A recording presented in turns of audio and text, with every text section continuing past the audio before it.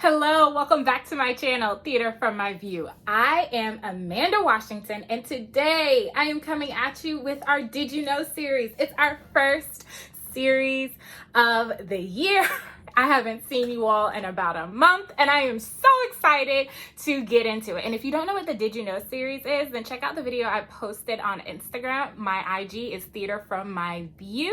And without further ado, you know what's coming. Before we get into it, a few things.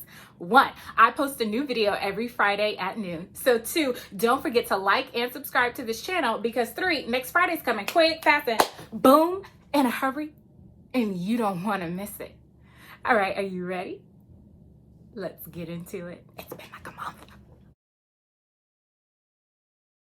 Okay, so in theater, there's this thing.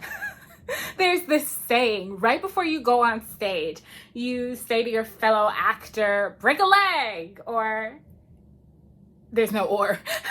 You say break a leg to wish them well as they go out on stage to perform. Something that I don't ever understand is why we say break a leg. Like, why would you wish me ill harm? Are you trying to take my part? I got the part for a reason. So for our first Did You Know series, I was like, somebody needs to tell me why we say break a leg, okay? Like, somebody just needs to lay it out. Well, I have a couple of theories. Take what you will and draw your own assumptions. Okay, so theory number 1 is with the British actor David Garrick, and he was around the 1700s. When I say 1700s, I think he was born in the year 1717 and died in 1779, if my memory serves me correct.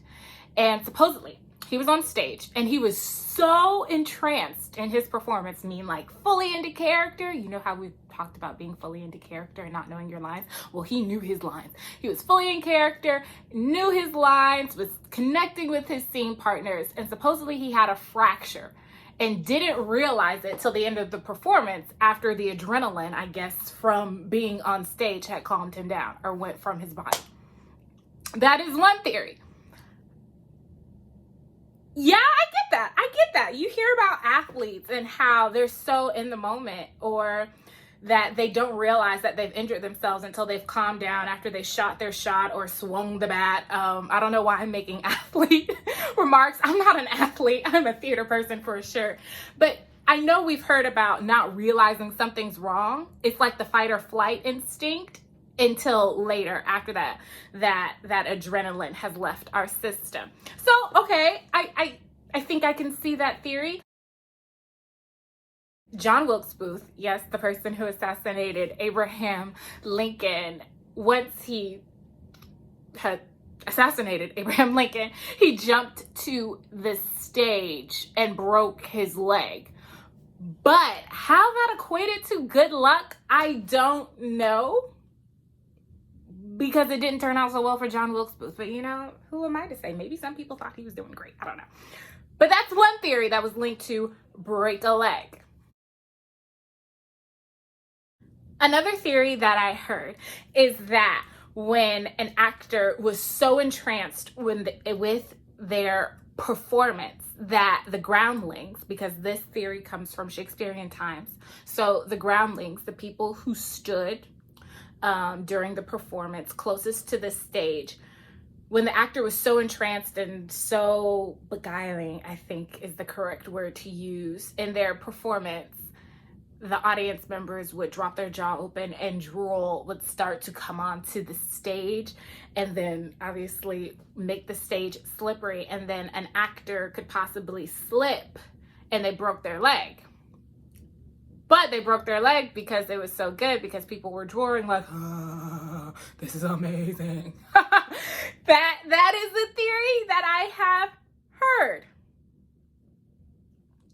Yes, you're so good that you broke your leg because the audience drooled on the stage and made the area slippery where you were supposed to be acting at.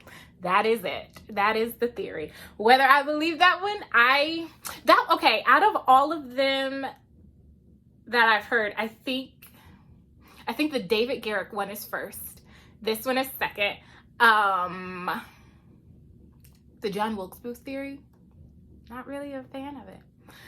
But in all retrospect, something that I found that I think was something I really could believe in is that instead of wishing someone to do well, you wish them to do opposite, so then the opposite would come true of that. Wow, that was a lot of opposites. So instead of wishing for one thing, you wish for number two, so then it's kind of like tricking things, so one will come true. That is a theory I've heard. I think that is what we do often. It's like, oh, if we think we want something else, then maybe we'll attract the other. In a sense like karma, possibly? Maybe. These are all just theories. These are all just speculations, what I've researched and what's come to mind from my experience. I honestly just think that it's been something that's been said for so long in our industry, the theater industry, that it gives us a sense of comfort, but its actual origin story that I believe and I think is like a plausible one, I think it's whatever you want to make it. It's not necessarily here to give us the keys to acting. It's just the way to say you're gonna do great. See you on the other side. All right, join me next week as I come at you again with another episode in our Did You Know series. I'll see you next week. Bye-bye.